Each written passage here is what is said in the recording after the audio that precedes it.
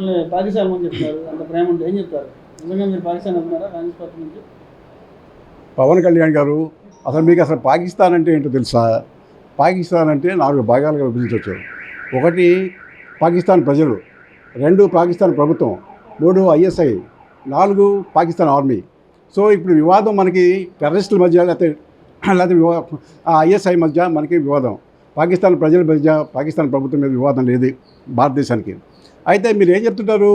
మాకు అన్ని విషయాలు కాంగ్రెస్ పార్టీకి ప్రపంచవ్యాప్తంగా ఉన్న అనేక విషయాలు తెలుసు కాబట్టి మేము ముందు వెనుక ఆలోచించి మాత్రమే యుద్ధానికి కానీ సన్నిధమని చెప్తున్నాం.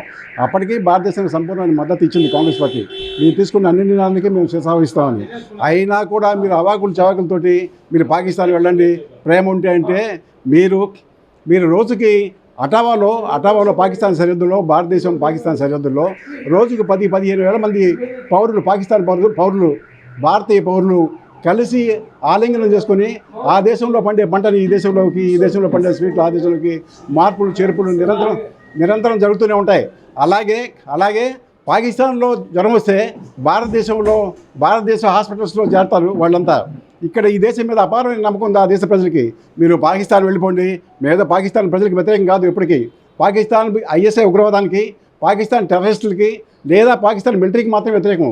ఈ రెండూ జరిపేది పాకిస్తాన్ సర్వనాశనం చేస్తుంది ఆ రెండే. అందుకని పాకిస్తాన్ మీద యుద్ధం అనివార్యమైతే దానికి మేము మా అంగీకారం తెలిపాం. కానీ మీ ఇష్టం వచ్చినట్లుగా పాకిస్తాన్ గురించి తెలియకుండా, భారతదేశ మూలాల గురించి తెలియకుండా ఏదో సడన్గా ఒక కులం మీద దాని మీద మీరు అధికారంలోకి వచ్చి మీరు ఏదో చంద్రబాబు నాయుడు గారితో ప్రయాణం చేసి మీరు డిప్యూటీ సీఎం అంతా అయినంత మాత్రాన మీకు సమస్య తెలుసు అనుకోవటం, మీ ఇష్టం వచ్చినట్లు మాట్లాడటం, అవాకులు చాకులు పెట్టడం సరికాదు. పవన్ కళ్యాణ్ గారు, మీరు చాలా నేర్చుకోవాల్సి ఉంది.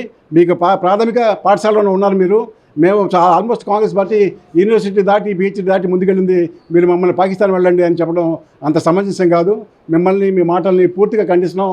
ఈ దేశ ప్రజలు, ఈ రాష్ట్ర ప్రజలు, ఈ నగర ప్రజలు కూడా ఖండిస్తారని చెప్తా ఉన్నాం.